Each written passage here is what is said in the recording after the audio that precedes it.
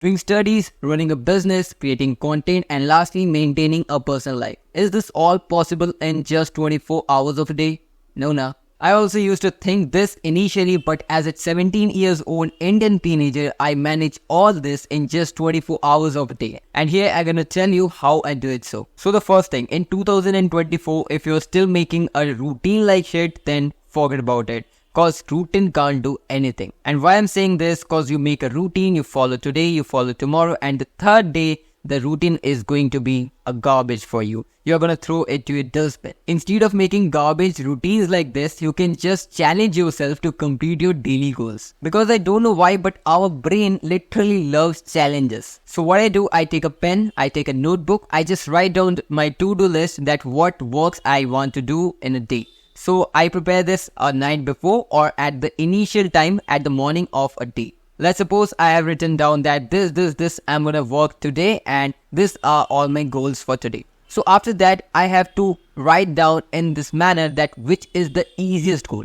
So the easiest goal I'm gonna finish in the first line, and after that it will become hard and hard. So what we're gonna do is we have to create a chart of our to-do list and write the easiest thing in the top. After that, more harder, more harder, more harder. So here we have written all my goals for a day. After that, I just need this. Yeah, that's my phone. But not for gaming, I just need this for a timer. So we have created the to-do list, and after that, we need the timer and the phones so we can create that at what time we have to do a work. Okay, but here's, we are not gonna use a regular timetable. For an example, my goal is to edit a long video. If it takes 5 hours to me, I'm gonna set a timer for 3 hours. So in this 3 hours, I'm going to give 120% of myself without any distractions, only on the editing. I know it's literally next to impossible. If it's also next to impossible, take the time shorter. Because in this 3 hours, I'm going to give my 120% without any distractions. And the outcome will be that if in 3 hours, I was used to do only 60% of the work, here, as using 120% of myself, I can do 80%.